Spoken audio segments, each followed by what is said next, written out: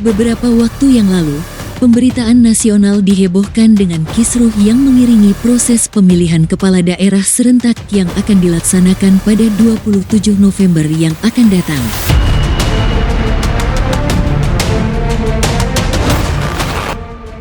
Bak gayung bersambut pasca putusan Mahkamah Konstitusi, disusul dengan proses kilat di Badan Legislasi DPR untuk pembahasan rencana perubahan Undang-Undang Pilkada, hingga aksi demonstrasi elemen masyarakat sipil di berbagai daerah, mengiringi proses yang begitu menyita perhatian kita semua.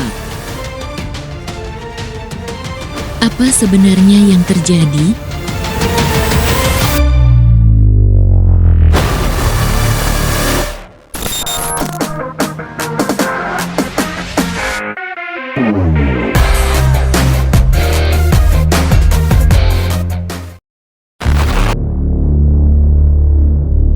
Kita mulai dari putusan Mahkamah Konstitusi yang menjadi kejutan bagi semua pihak. Partai politik atau gabungan partai politik peserta pemilu dapat mendaftarkan pasangan calon jika telah memenuhi persyaratan sebagai berikut. Mahkamah Konstitusi telah mengeluarkan putusan nomor 60 pada Selasa 20 Agustus 2024. Yang isinya mengubah ambang batas pencalonan calon kepala daerah dan calon wakil kepala daerah. Pemohon dalam perkara tersebut adalah Partai Buruh selaku pemohon 1 dan Partai Gelora selaku pemohon 2. Melalui putusan MK ini, syarat mengusung pasangan calon di pilkada tidak lagi menggunakan jumlah kursi di Dewan Perwakilan Rakyat Daerah. Sebaliknya, seolah membuka pintu kebuntuan, MK memutuskan untuk menggunakan kumulatif perolehan suara sah bagi partai politik yang menjadi peserta pada pemilu yang lalu. Yang menjadi pertanyaan berikutnya adalah, apakah putusan MK soal Pilkada 2024 akan langsung berlaku dan bisa diterapkan pada Pilkada yang akan dilaksanakan pada 27 November yang akan datang? Atau justru akan diberlakukan pada pemilihan kepala daerah selanjutnya? Disinilah awal kisruh bermula.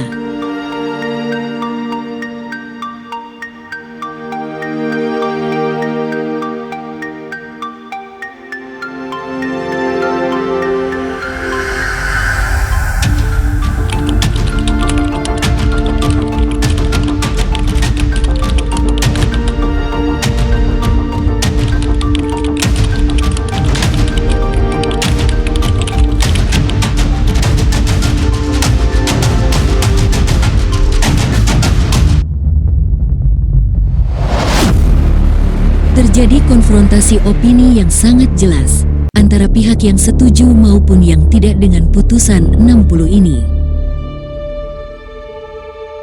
Kita bisa saksikan berbagai ahli hukum tata negara maupun para juru bicara partai politik serta para pengamat saling beradu argumentasi untuk membedah persoalan ini dari berbagai sisi. Namun kelihatannya pihak yang setuju dengan putusan ini lebih mewakili opini yang banyak beredar di masyarakat.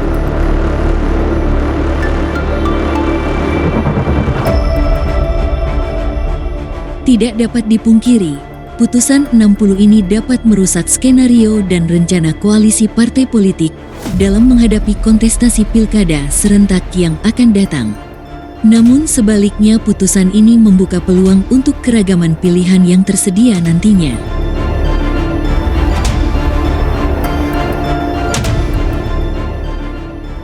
Pada tanggal 21 Agustus, Badan Legislasi DPR melalui rapat panitia kerja yang disepakati oleh 8 fraksi, yakni Gerindra, Demokrat, Golkar, PKS, Nasdem, PAN, PKB, dan P3, sepakat untuk membawa rancangan revisi Undang-Undang Pilkada ke rapat paripurna terdekat untuk disahkan menjadi undang-undang. Poin-poin dalam revisi Undang-Undang Pilkada ini merevisi putusan Mahkamah Konstitusi mengenai syarat pencalonan kepala daerah. Sementara yang menolak revisi Undang-Undang Pilkada yang menganulir putusan MK ini hanya satu fraksi, yakni PDI Perjuangan.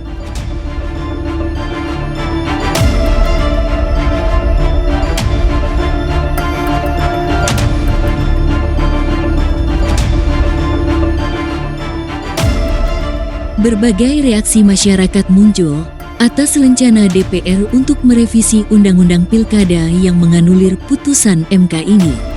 Puncaknya pada hari Kamis tanggal 22 Agustus, di hari rapat paripurna untuk pengesahan revisi Undang-Undang Pilkada ini, gedung DPR didatangi massa aksi untuk menolak revisi. Dengan tagline peringatan darurat, Garuda Biru menjadi simbol perlawanan.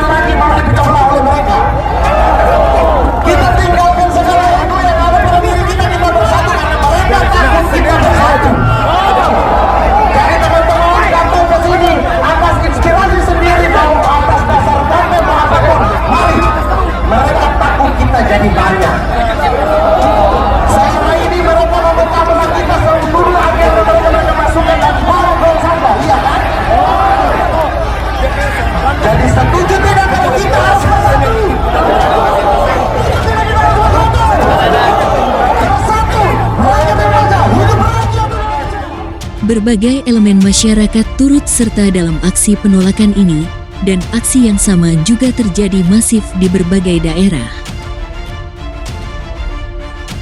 Di hari yang sama, DPR batal mengesahkan revisi Undang-Undang Pilkada karena tidak memenuhi quorum usai menuai gelombang protes. Pimpinan DPR, Sufmi Dasko Ahmad menegaskan, keputusan Mahkamah Konstitusi akan menjadi acuan pelaksanaan Pilkada serentak tahun 2024. Dengan banyaknya pertanyaan yang disampaikan oleh teman-teman awak media kepada dengan gagalnya upaya DPR untuk menganulir putusan Mahkamah Konstitusi melalui rencana perubahan Undang-Undang Pilkada, maka putusan 60 ini yang disebut bersifat final dan mengikat tentu akan menjadi rujukan dalam pencalonan kepala daerah yang akan datang. Dengan berakhirnya kisruh yang telah memakan banyak korban tersebut, KPU pada tanggal 25 Agustus telah menetapkan norma putusan 60 menjadi peraturan KPU yang akan digunakan dalam tahap pencalonan kepala daerah melalui peraturan KPU nomor 10 tahun 2024 tentang perubahan atas peraturan KPU nomor 8 tahun 2024 tentang pencalonan gubernur dan wakil gubernur, bupati dan wakil bupati, serta wali kota dan wakil wali kota. Pasal 11 dan Pasal 15 pada peraturan KPU nomor 10 tahun 2024 ini yang menjadi isu sensitif yang mencuat ke ruang publik, yakni mengenai ambang batas pencalonan dan syarat usia calon.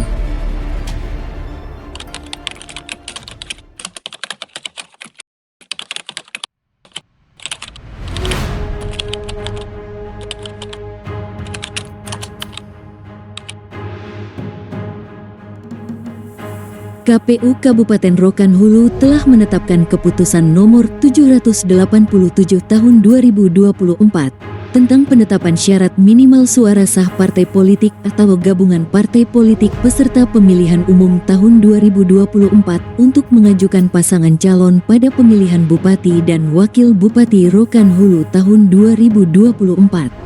Pada lampiran keputusan tersebut dapat dilihat bahwa jumlah syarat suara sah minimal untuk mengajukan pasangan calon adalah sebesar 25.992 suara, atau setara dengan 8,5% DPT pemilu yang lalu.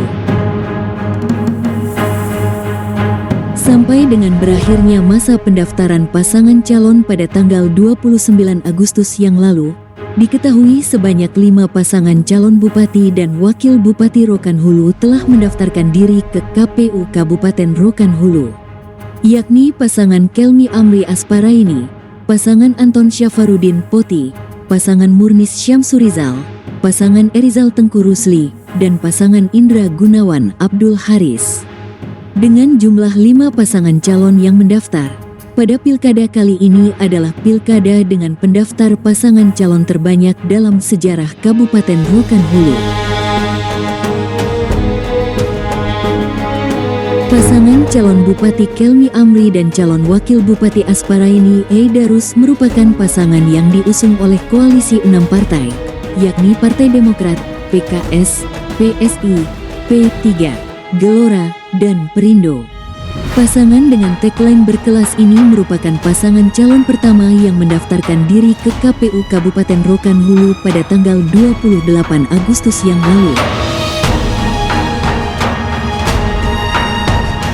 Pasangan calon Bupati dan Wakil Bupati Rokan Hulu Anton dan Syafarudin Poti yang mendaftarkan diri di hari terakhir, yakni pada tanggal 29 Agustus ini didukung oleh koalisi Partai PDI Perjuangan, Gerindra, PBB, Hanura, dan Umat.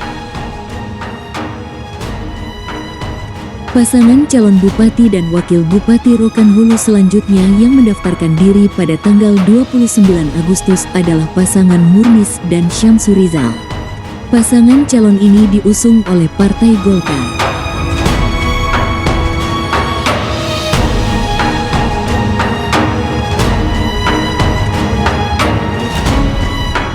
Selanjutnya, pasangan calon Bupati dan Wakil Bupati Rokan Hulu Erizal dan Tengku Rusli yang diusung oleh koalisi Partai PAN dan Partai Buruh.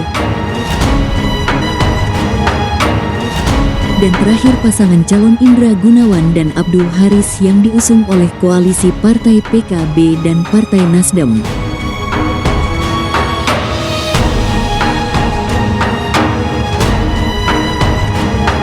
KPU Kabupaten Rokan Hulu telah menerima berkas pendaftaran kelima pasangan calon setelah melakukan pemeriksaan kelengkapan dan kebenaran dokumen serta kelengkapan persyaratan calon. Untuk selanjutnya, para pasangan calon akan dilakukan pemeriksaan kesehatan, serta verifikasi administrasi dan verifikasi faktual terhadap persyaratan yang sudah disampaikan. Sesuai dengan jadwal tahapan yang ada, penetapan pasangan calon akan dilaksanakan pada tanggal 22 September yang akan datang. Terima kasih kami ucapkan sebelumnya atas dukungan teman-teman semua.